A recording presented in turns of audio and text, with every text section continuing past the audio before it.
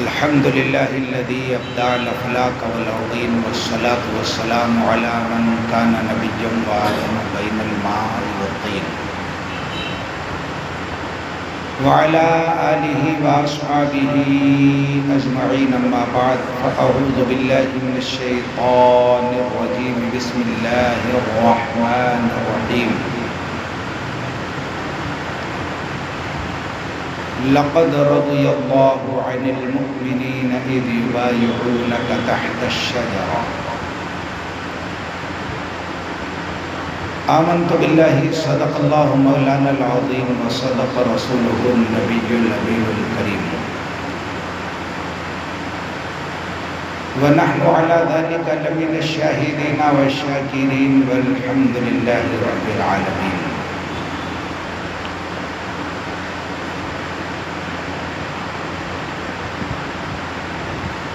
صبح طیبہ میں ہوئی بڑھتا ہے باڑا نور کا.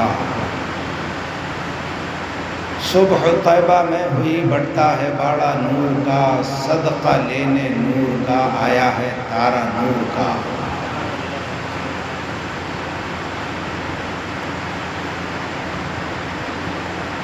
ناریوں کا دور تھا دل جل رہا تھا نور کا.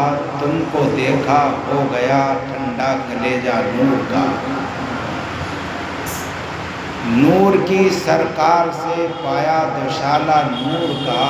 ہو مبارک تم کو ذوالنورین جوڑا نور کا.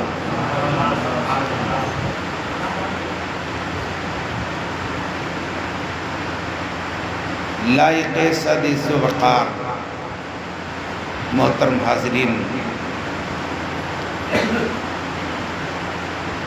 یہ مجلس علم نوجوانان، بزرگان،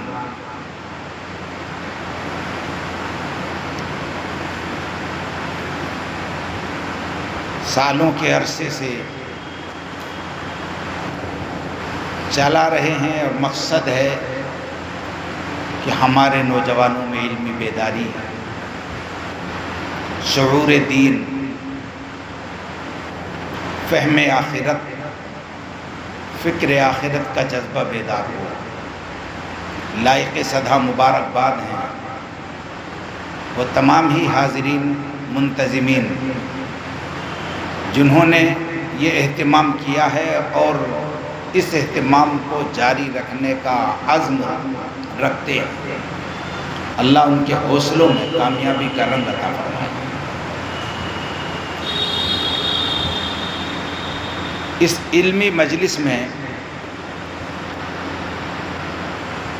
معاشرے کی ضرورت کے اعتبار سے، معاشرے کی اصلاح کے اعتبار سے جو مضمون ضرورت کا ہوتا ہے اسی کے مطابق پروگرام طے پاتا ہے. لیکن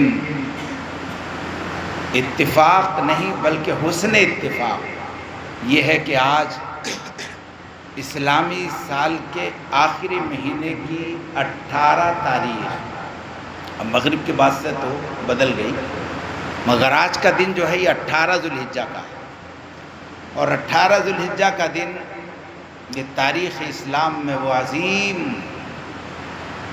شہادت کو اپنے دامن میں سمیٹے ہوئے ہے جس شہادت کو جن و انسان کبھی بھلا نہیں سکتے. اہل اسلام کبھی اسے فراموش نہیں کر سکتے. اور کیوں نہ ہو یہ عظیم یادگار شہادت عثمان غنی رضی اللہ تعالیٰ عنہ، باعث عز و شرف کہ میرے آقا علیہ السلام نے حضرت عثمان غنی رضی اللہ تعالیٰ عنہ کے نکاح میں یکے بعد دیگرے دو بیٹیاں عطا فرمائے۔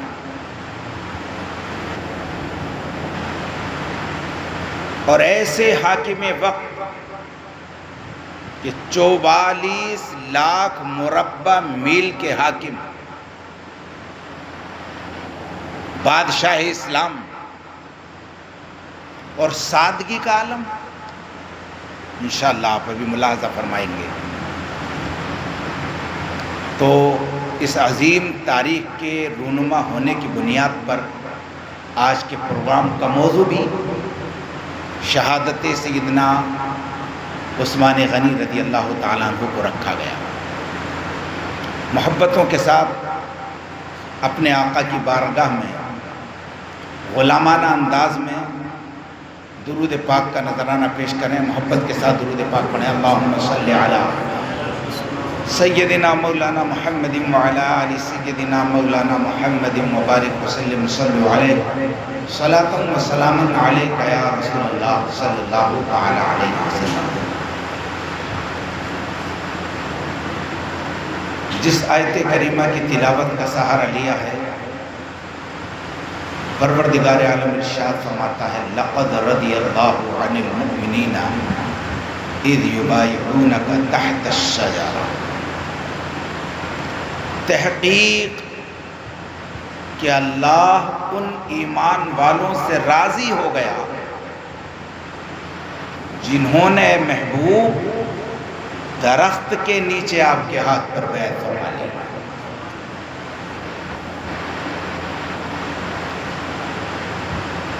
دنیا کا ہر کامیاب انسان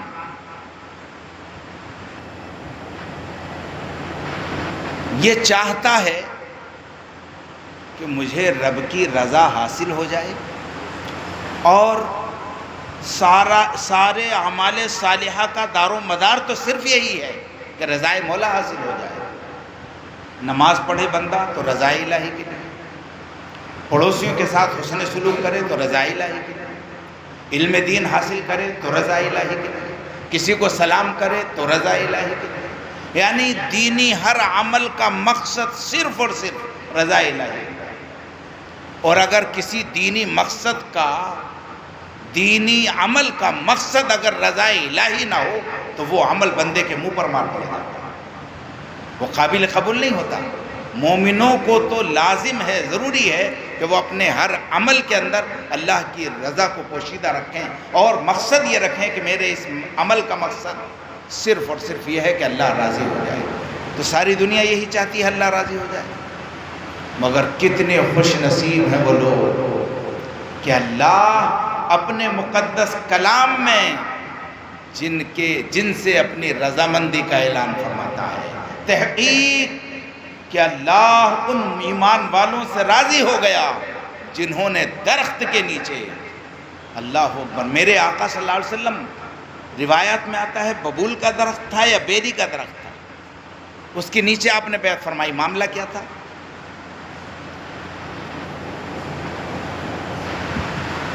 میری عادت یہ ہے کہ میں اس کو ایک جلسہ نہیں سمجھ رہا ہوں، ایک کانفرنس نہیں بلکہ ایک درسگاہ، کہ میں درسگاہ میں کچھ مسائل بیان کرنے بیٹھا ہوں اور آپ اس کو سننے کے لیے اور مسائل پوچھنے کے لیے بیٹھے ہیں۔ اس میں بے تکلفی ہوتی ہے، آپ درمیان میں بھی کوئی بات سمجھ سے اگر ادھر ادھر ہو تو آپ سوال کر سکتے ہیں۔ میرے آقا صلی اللہ علیہ وسلم عمرہ کرنے کے لیے تشریف لے جا رہے ہیں، مقدس صحابہ ساتھ میں ہیں۔ جب مقام حدیبیہ پر پہنچے تو کفار و مشرکین نے آپ کو روک دیا کہ آپ کو عمرہ نہیں کرنے دیا جائے گا، خانہ کعبہ کا طواف نہیں کرنے دیا جائے گا، صفا مروہ کی سعی نہیں کرنے دی جائے گی، اور آپ کو یہیں سے واپس ہونا پڑے گا۔ میرے آقا صلی اللہ علیہ وسلم نے حدیبیہ کے مقام پر پڑاؤ کیا اور حالات کے سمجھوتے کے لیے حضرت عثمان غنی رضی اللہ تعالی عنہ کو مکہ مکرمہ روانہ کر دیا۔ جب آپ مکہ مکرمہ روانہ ہو گئے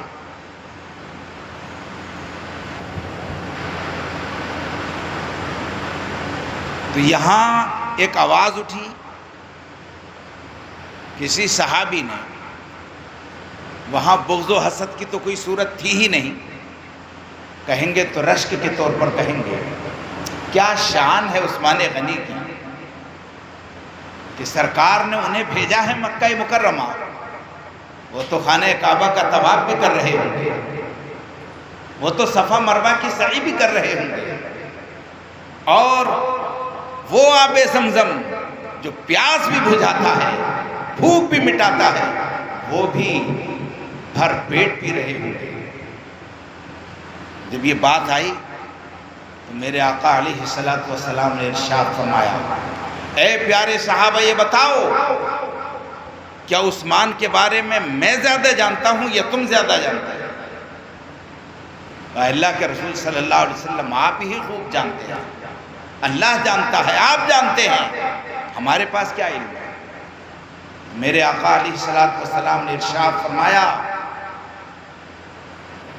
یہاں تو یہ بات اٹھ رہی ہے کہ حضرت عثمان غنی ہے، عمرہ بھی کر رہے ہوں گے، طواف بھی کر رہے ہوں گے، سعی بھی کر رہے ہوں گے، اور ادھر کفار و مشرکین نے کہا کہ اے عثمان غنی، آپ کو اجازت ہے، آپ خانہ کعبہ کا طواف بھی کر سکتے ہیں، آپ زمزم بھی پی سکتے ہیں، آپ صفا مروہ کی سعی بھی کر سکتے ہیں، یہ تمام کاموں کی آپ کو اجازت ہے، مگر آپ کے نبی کو اس مرتبہ نہیں آنے دیا جائے گا۔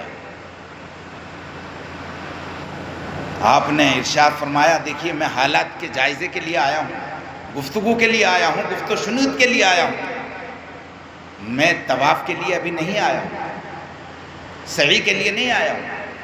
ادھر یہ ہو رہا ہے کہ وہ تو خانہ کعبہ کا طواف کر رہے ہوں گے۔ میرے آقا نے ارشاد فرمایا، پیارے صحابہ عثمان غنی کو میں زیادہ جانتا ہوں یا تم زیادہ جانتے ہو؟ تمام صحابہ نے کہا اللہ کے رسول صلی اللہ علیہ وسلم آپ خوب جانتے ہیں۔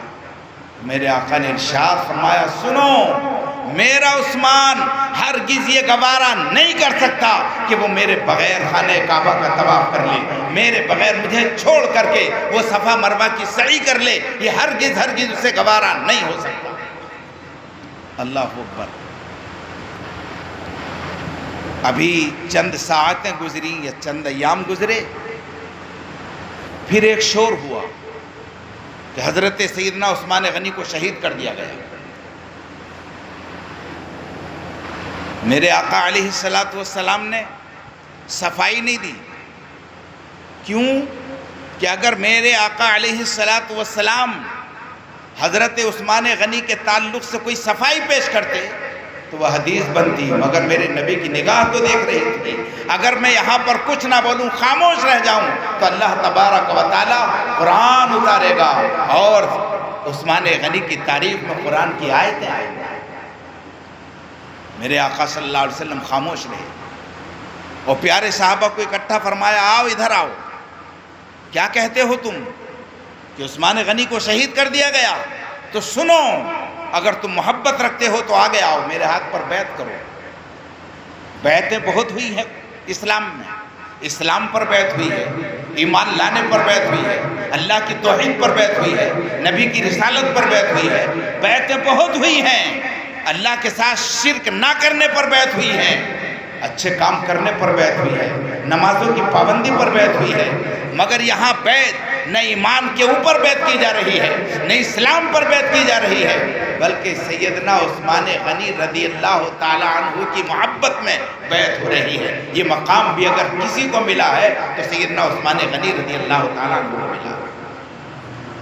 بیعت ہو رہی ہے کہ اے لوگوں، تمہارا خیال یہ ہے، ایسی آوازیں اٹھ رہی ہیں کہ عثمان غنی کو شہید کر دیا گیا، تو آؤ، محبت رکھتے ہو تو آؤ، ہاتھ لاؤ، بیعت کرو۔ کیا بیعت؟ کہ بیعت کرو، ہم یہاں سے اس وقت تک واپس نہیں جائیں گے جب تک کہ عثمان غنی کے خون کا بدلہ نہ لے لیں گے۔ سب لوگوں نے بیعت کی۔ جب بیعت کا اعلان کیا تو سب سے پہلے بیعت کرنے کے لیے کوئی اور نہیں وہی آئے جن کو باب و مدینۃ العلم کہا جاتا ہے، سیدنا حضرت علی رضی اللہ تعالیٰ عنہ کہا جاتا ہے، مولائے کائنات کہا جاتا ہے، شیر خدا کہا جاتا ہے۔ آج لوگ طرح طرح کی باتیں پیش کر کے صحابہ کرام کے درمیان اختلاف بیان کرنا چاہتے ہیں۔ الحمدللہ دین کے لیے ان میں کوئی اختلاف نہیں تھا، وہ سب متفق تھے، متحد تھے۔ کلم وعد اللہ الحسنی، اور اللہ نے سب سے جنت کا وعدہ فرمایا۔ حضرات بیعت کرو میرے ہاتھ پر۔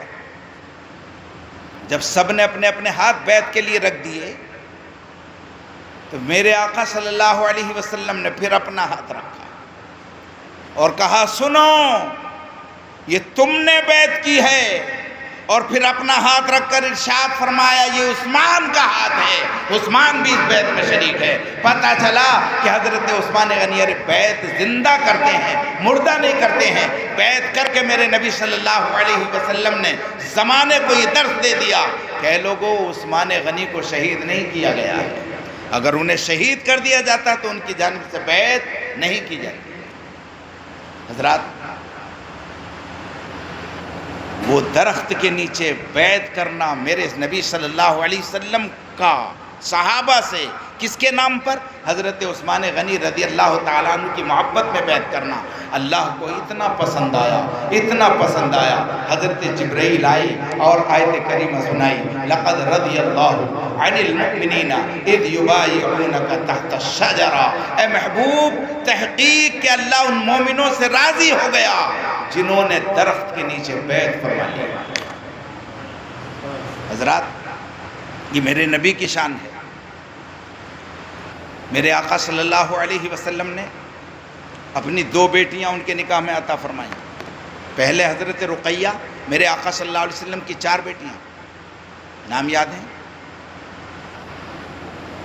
پہلی بیٹی حضرت زینب رضی اللہ تعالیٰ عنہ، دوسری بیٹی حضرت رقیہ رضی اللہ تعالیٰ عنہ، تیسری بیٹی حضرت ام کلثوم رضی اللہ تعالیٰ عنہ، اور چوتھی بیٹی، ارے یہ تو سب کو یاد ہے، محبت سے کہہ دو، حضرت فاطمہ رضی اللہ تعالیٰ عنہ۔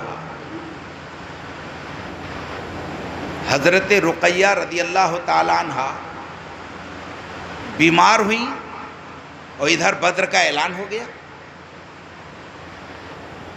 حضرت عثمان غنی بھی تیار ہو گئے۔ میرے آقا نے ارشاد فرمایا کہ اے عثمان، رقیہ کی عیادت کے لیے اور تیمارداری کے لیے یا تو میں رکوں گا یا آپ کو رکنا ہوگا، اور اگر میں ہی رک گیا تو پھر جنگ کے انتظام کرنے والا کو ہوگا۔ یہ پہلا معرکہ ہے، حق و باطل کا پہلا معرکہ ہے۔ اگر یہاں ناکامی ہوئی تو کبھی اسلام کو سرخ روئی حاصل نہیں ہو سکتی ہے۔ اے عثمان، لہذا میری رائے یہ ہے کہ تم یہاں پر ٹھہر جاؤ اور میں جنگ کے لیے جاتا ہوں۔ اللہ اکبر۔ حضرت عثمان غنی رک گئے۔ بدری صحابہ کتنے ہیں معلوم ہے؟ بولو بھائی، 313، اور اس میں حضرت عثمان غنی بھی ہیں۔ بدر کے مقام پر صرف 312 گئے تھے۔ کتنے گئے تھے؟ 312۔ حضرت عثمان غنی نہیں گئے تھے، مگر میرے آقا صلی اللہ علیہ وسلم نے بغیر جائے بدری صحابہ میں حضرت عثمان غنی رضی اللہ تعالیٰ عنہ کو شامل فرمایا اور ارشاد فرمایا جتنا ثواب بدر کے صحابہ کو ملتا ہے اتنا ہی ثواب عثمان غنی کو ملتا ہے۔ مال میں سے بھی حصہ دیا جائے گا، ثواب بھی اللہ برابر عطا فرمائے گا۔ یہ میرے نبی کی شان ہے۔ میرے نبی نے کسی کام کے لیے مقرر فرما دیا تو نہ شریک ہوں تب بھی اللہ وہ ثواب عطا فرماتا ہے۔ 312 ہیں، مگر کسی کو ہمت نہیں ہے، طاقت نہیں ہے، کسی کو یہ عہدہ نہیں دیا ہے، یہ ذمہ داری نہیں دی ہے کہ کوئی یہ کہہ سکے کہ 312 ہیں۔ زمانے کے ہر فرد کو، ہر اہل اسلام کو یہی معلوم ہے کہ بدری صحابہ 313 ہیں۔ یہ مقام کسے حاصل ہوا؟ حضرت عثمان غنی رضی اللہ تعالیٰ عنہ کو۔ اس سفر جب واپس آئے میرے آقا صلی اللہ علیہ وسلم تو حضرت رقیہ کا انتقال ہو گیا۔ اس کے بعد میرے آقا صلی اللہ علیہ وسلم نے حضرت ام کلثوم کا نکاح فرما دیا۔ تو کسی نے کہا اللہ کے پیارے رسول صلی اللہ علیہ وسلم آپ نے اپنی دوسری بیٹی بھی انہیں عطا فرما دی؟ کہا میرے آقا نے ارشاد فرمایا میں نے دوسری بیٹی بھی عثمان کو عطا کر دی، اگر مجھے اللہ 40 بیٹیاں دیتا اور یکے بعد دیگرے دنیا سے رخصت ہوتی رہتی تو میں 40 کی 40 بیٹیاں عثمان غنی کی نکاح میں دے دیتا۔ اللہ نے عثمان غنی کو بلندیاں عطا فرمائی ہیں، عزتیں عطا فرمائی ہیں۔ اللہ اکبر، کیا شان ہے حضرت عثمان غنی کی۔ تمام صحابہ ایک دن میرے آقا صلی اللہ علیہ وسلم حجرہ عائشہ میں بیٹھے ہیں، حضرت سیدنا صدیق اکبر تشریف لائے تو پنڈلی مبارک سے تہبند شریف تھوڑا سا ہٹا ہوا تھا، پنڈلی نظر آ رہی تھی، سرکار ایسے ہی بیٹھے تھے۔ حضرت عمر فاروق رضی اللہ تعالیٰ عنہ تشریف لائے، میرے آقا صلی اللہ علیہ وسلم اسی طرح بیٹھے رہے۔ جب حضرت عثمان غنی رضی اللہ تعالیٰ عنہ تشریف لائے تو میرے آقا ٹھیک سے بیٹھے اور اپنی مبارک پنڈلیوں کو ڈھک لیا۔ حضرت عائشہ نے پوچھا اے پیارے آقا صلی اللہ علیہ وسلم، جان آپ پر قربان، معاملہ کیا ہے؟ صدیق اکبر بیٹھے رہے، آپ صدیق اکبر تشریف لائے، آپ ایسے ہی بیٹھے رہے، عمر فاروق تشریف لائے، آپ ایسے ہی بیٹھے رہے، مگر جب عثمان آئے تو آپ سنبھل کر بیٹھ گئے اور اپنے مبارک پنڈلیوں کو آپ نے ڈھک لیا، وجہ کیا ہے؟ اللہ اکبر، میرے نبی صلی اللہ علیہ وسلم نے ارشاد فرمایا اے عائشہ کیا میں اس سے حیا نہ کروں جس سے اللہ کے فرشتے بھی حیا کرتے ہیں؟ اللہ تبارک و تعالیٰ نے عثمان کو وہ مقام عطا فرمایا ہے کہ آپ کے القاب میں کامل الحیا کا لفظ آیا ہے، آپ کامل الحیا بھی ہیں۔ حیا ایمان، الحیا شعبۃ من الایمان، حیا ایمان کا اہم شعبہ ہے۔ میرے آقا صلی اللہ علیہ وسلم نے ارشاد فرمایا کہ کیا میں اس سے حیا نہ کروں جس سے اللہ کے فرشتے بھی حیا فرماتے ہیں؟ اور تمام صحابہ، عظیم صحابہ کی یہ دعائیں رہی، اے مولا تیرے نبی کے شہر میں مجھے موت عطا فرما اور شہادت کی موت عطا فرما۔ یہ تمام صحابہ نے دعائیں کی، اور خود حدیث پاک ہے اے لوگو تم میں سے جو مرنا چاہے وہ یہ دعا کرے کہ اللہ مجھے اپنے محبوب کے شہر میں موت عطا فرما اور شہادت کی موت عطا فرما۔ ہر مسلمان کی تمنا ہوتی ہے اللہ شہادت کی موت عطا فرمائے، اور مصطفیٰ کے شہر میں موت آ جائے تو اس سے بڑی خوش نصیبی اور کیا ہو سکتی ہے؟ شہادت حضرت عثمان غنی رضی اللہ تعالیٰ عنہ کی خبر تو میرے آقا نے بہت پہلے دے دی تھی۔ حدیث پاک ملاحظہ فرمائیں، حضرت عثمان غنی ساتھ میں ہیں، سیدنا صدیق اکبر ساتھ میں ہیں، عمر فاروق ساتھ میں ہیں، میرے آقا صلی اللہ علیہ وسلم احد پہاڑ پر تشریف لے گئے۔ کہاں تشریف لے گئے؟ احد پہاڑ پر۔ جیسے ہی احد پہاڑ پر قدم رکھا ڈولنے لگا، زلزلہ آ گیا، ہیبت میں آ گیا، لرزے میں آ گیا، تو میرے نبی نے ایک ٹھوکر ماری اور ارشاد فرمایا فَاثْبُتْ يَا احد، اے احد ٹھہر جا، فَعَلَيْكَ نَبِيٌّ وَصِدِّيقٌ وَشَهِيدَانِ، اس لیے کہ تیرے اوپر ایک نبی ہے اور ایک صدیق ہے اور 2 جام شہادت نوش کرنے والے صحابہ ہیں۔ کون کون تھے ساتھ میں؟ نبی تو صلی اللہ علیہ وسلم موجود ہیں، صدیق اکبر موجود ہیں، اور حضرت عمر فاروق، حضرت عثمان غنی۔ میرے آقا نے فرمایا کہ 2 جام شہادت نوش کرنے والے صحابہ ہیں۔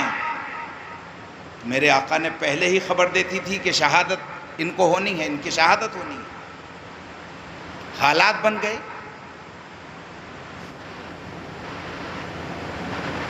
آپ نے کوئی دیکھیے اپنے پیسے کی بنیاد پر، جنت کی نعمتیں وہ ہیں، جنت ایسی عظیم الشان ہے کہ جنت کی کسی ادنا سی چھوٹی سی نعمت کو بھی پوری کائنات کی دولت سے خریدا نہیں جا سکتا۔ یعنی دنیا کی کوئی شے جنت کی کسی نعمت کے برابر ہو ہی نہیں سکتی، ساری کائنات کی دولتیں مل کر جنت کی کسی نعمت کے برابر نہیں ہو سکتی۔ مگر یہ محبت رسول جب بڑھ جاتی ہے اور یہی مال جب محبت رسول میں خرچ ہوتا ہے تو دولت عثمان کو وہ مقام ملتا ہے۔ کسی نے اپنی دولت سے جنت کو خریدا نہیں، مگر مصطفیٰ جان رحمت فرماتے ہیں کہ 1-2 مرتبہ نہیں 3 مرتبہ عثمان نے اپنی دولت سے جنت کو خرید لیا ہے۔ اگر اس کے بعد کوئی نفل عمل نہ کریں تو عثمان کے لیے یہی کافی ہے کہ اس نے جنت کو خرید لیا۔ بیر روما کا معاملہ آیا، پانی کی بڑی قلت، لوگوں نے سوال کیا حضور قوم کو پانی کی ضرورت ہے، پانی نہیں ملتا، یہ بیر روما خرید لیجئے۔ تو حضرت عثمان غنی نے اس یہودی سے کہا بھائی کتنی قیمت لیتا ہے؟ کہا بیچوں گا تو میں اس کو، مگر اس شرط کے ساتھ۔ شرط کیا ہے؟ کہ میں 1 دن کے لیے آپ کو بیچوں گا اور 1 دن میں اپنے پاس رکھوں گا، ہمیشہ یہی سلسلہ رہے گا، 1 دن آپ کا 1 دن میرا، 1 دن آپ کا 1 دن میرا۔ اس نے اپنے دل میں کیا سوچا تھا کہ حضرت عثمان کا جس دن نمبر رہے گا سستا بیچیں گے، اور جس دن میرا نمبر رہے گا میں پانی مہنگا بیچوں گا، انہیں کم فائدہ ہوگا، مجھے زیادہ فائدہ ہوگا۔ حضرت عثمان غنی رضی اللہ تعالیٰ عنہ نے وہ کنواں خرید لیا، 1 دن یہودی کا اور 1 دن ان کا۔ جس دن ان کا نمبر آیا پہلا دن، تو آپ نے تمام مسلمانوں میں اعلان کرا دیا، اے مسلمانوں آؤ، خود بھی پیو، گھر والوں کو بھی پلاؤ، بھر کے بھی لے جاؤ، اپنے جانوروں کو بھی پلاؤ، اور آج کسی پیسے دینے کی ضرورت نہیں ہے، میرا جس دن رہے گا اس دن تمام مسلمانوں کے لیے پانی فری ہے۔ لوگ پیتے، جانوروں کو سیراب کرتے اور بھر بھر گھر لے جاتے۔ جب یہودی کا دن آتا تو کوئی صبح سے شام تک ایک آدمی پھٹکتا بھی نہیں پانی خریدنے کے لیے۔ پریشان ہوا، 1 دن دیکھا، 2 دن دیکھا، 4 دن دیکھا، 1 ہفتہ گزرا تھا کہ پھر حضرت عثمان غنی کو بلایا، کہا بھائی جو قیمت ادا کرنا چاہو ادا کر دو، اور آپ اس کنویں کو مکمل خرید لو، مجھے ضرورت نہیں ہے۔ اللہ اکبر۔ حضرت عثمان غنی کی نگاہ دیکھ رہی تھی کہ 1 دن وہ آئے گا کہ یہ مجھے بلا کر کے پورا پانی بیچے گا۔ پھر آپ نے وہ کنواں خرید کر مسلمانوں کی امت مسلمہ کے نام کر دیا۔ یہ شان حضرت عثمان غنی رضی اللہ تعالیٰ عنہ۔ آپ پر کیونکہ وقت بھی کافی ہو گیا ہے، میں آپ کے شہادت کے تعلق سے آپ پر یہ الزام لگایا کچھ لوگوں نے کہ آپ اقربا پروری کرتے ہیں، یعنی قریبیوں کو آپ عہدوں سے نوازتے ہیں، کم عمر لڑکوں کو بڑے بڑے عہدے دے دیتے ہیں۔ اس طرح کی شورش ہوئی اور پھر حالات ایسے بن گئے کہ 3 علاقوں سے 3000 لوگ آپ کے گھر کا محاصرہ کر لیتے۔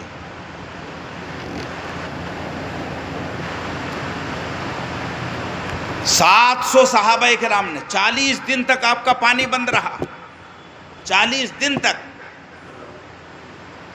44 لاکھ مربع میل کا حاکم وقت اگر اشارہ فرما دے تو اپنی فوجوں کو حکم دے دے تو تہس نہس کر دیں، سب کا حال خراب ہو جائے، تباہ و برباد ہو جائے، مگر ایک عادل اور منصف بادشاہ یہ نہیں چاہتا۔ وہ یہ دیکھ رہے ہیں میرے پاس طاقتیں بھی ہیں، قوتیں بھی ہیں، مگر شہر کتنا محترم ہے کہ یہ اگر اللہ کا حرم نہیں تو یہ نبی پاک کا حرم ہے، اور اس کے تقدس کو جس نے پامال کیا خدا کی قسم اس کی دنیا بھی برباد ہے، آخرت بھی برباد ہے۔ اللہ اکبر۔ اس لیے آپ نے ہرگز صحابہ کرام تقریباً یہ 18 ذی الحجہ کا معاملہ ہے، سب لوگ حج کرنے جا چکے تھے، 700 صحابہ موجود تھے، 700 صحابہ نے آپ کے دربار میں حاضر ہو کر عرض کیا حضور اجازت دیں تو ان بلوائیوں سے ہم جنگ کریں، جب تک ہماری تلوار میں دم ہے ہم ان بلوائیوں کا مقابلہ کرتے رہیں گے اور انہیں تہے دیکھ کر دیں گے۔ آپ نے ارشاد فرمایا ہرگز ہرگز نہیں، میں کسی کو اجازت نہیں دیتا، نبی کے شہر محترم میں خون بہانے کی اجازت نہیں دیتا، ہرگز ہرگز کسی کو یہ اجازت نہیں۔ کچھ غلاموں نے قسم کھائی، حضور آپ اجازت دیں تو ہم ان بلوائیوں سے مقابلہ کریں۔ آپ نے ارشاد فرمایا، یاد رکھو اگر میرا کوئی غلام اس کام کے لیے کھڑا ہوا تو وہ میرا غلام نہیں ہے، اور جس نے تلوار ہاتھ سے چھوڑ دی اور جنگ کا ارادہ ختم کر دیا، وہ یاد رکھو آج کے بعد وہ آزاد ہو جائے گا۔ اللہ اکبر۔ اگر آپ چاہتے مقابلہ کرنا تو مقابلہ مشکل تھا۔ ارے جس نے بڑے بڑے ملکوں کو فتح کیا تھا، جس نے بڑے بڑے شہروں کو فتح کیا تھا اپنی فوج کے ذریعے، وہ چاہتے تو ان بلوائیوں کو تہس نہس نہیں کر سکتے تھے؟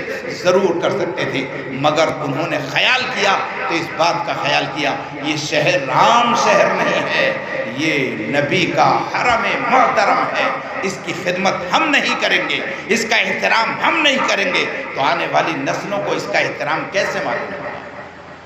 اس لیے حضرت سیدنا عثمان غنی رضی اللہ تعالیٰ عنہ نے اجازت نہیں دی۔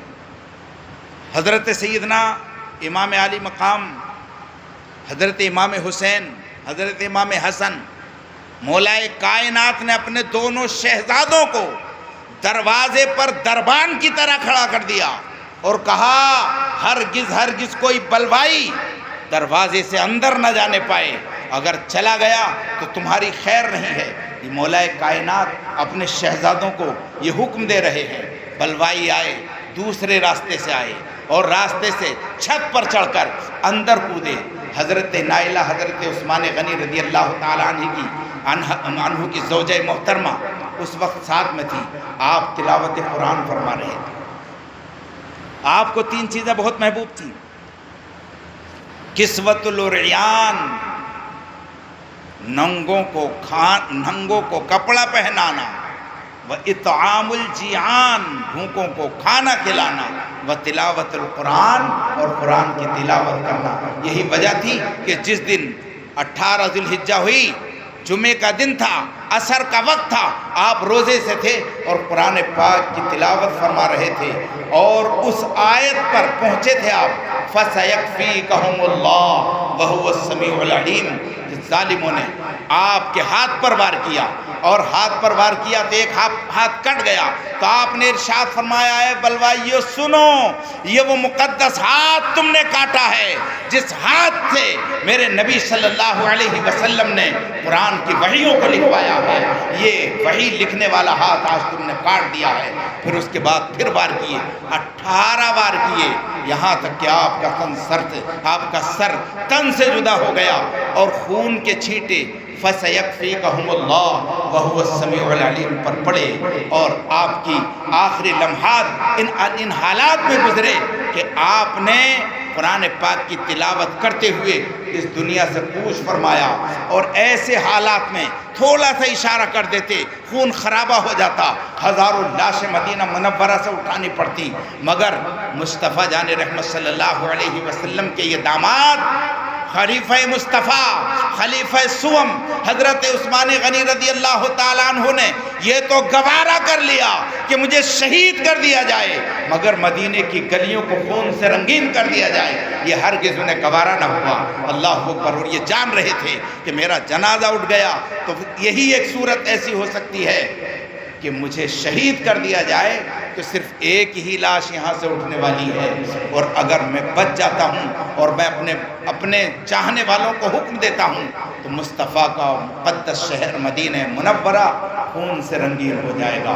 18 ذی الحجہ کو آپ نے عصر کے وقت میں اس دار فانی سے کوچ فرمایا، اور آپ کی بیوی آپ کی تلاوت کی شہادت دیتی ہیں، اور یہ تحقیق کے ساتھ یہ معلوم نہ ہو سکا کہ کون کون بلوائی اندر آئے تھے، صرف گمان کی بنیاد پر کسی پر تہمت لگانا کہ فلاں تھا فلاں تھا فلاں تھا، اس کی اجازت نہیں ہے۔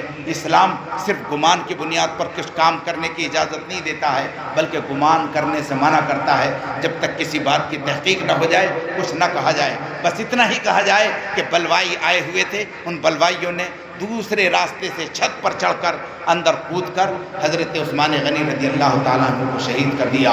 24 لاکھ نہیں 44 لاکھ مربع میل کا حاکم وقت اس دنیا سے کوچ کر گیا، تقریباً 12 سال اور کچھ مہینے آپ نے حکومت فرمائی اور اسلام کے وہ عظیم کارنامے آپ کی حکومت میں رونما ہوئے کہ اب تک کسی کی حکومت میں وہ کارنامے رونما نہیں ہوئے تھے جو حضرت عثمان غنی رضی اللہ تعالیٰ عنہ کی حکومت میں رونما ہوئے. بڑے علاقے فتح ہوئے کیونکہ آپ کو اچھا خاصا وقت ملا تھا. اللہ رب العزت اپنے فضل و کرم سے اپنے حبیب صلی اللہ علیہ وسلم کے سبت و فعل میں مولا ہم سب کو محبت عثمان غنی میں زندگی عطا فرمائے, انہی کی محبت میں موت عطا فرمائے اور ان سے محبت کرنے والوں میں ہمارا حشر فرمائے. سبھی لوگ ایک مرتبہ استغفار پڑھ لیں. استغفر اللہ ربی من کل ذنب واتوب الیہ. کلمہ حق پڑھ لیجیے, لا الہ الا اللہ محمد رسول اللہ صلی اللہ تعالی علیہ وسلم. وآخر دعوانا ان الحمد للہ رب العالمین. حضرات اس کے بعد سوالات کا سلسلہ ہوتا ہے.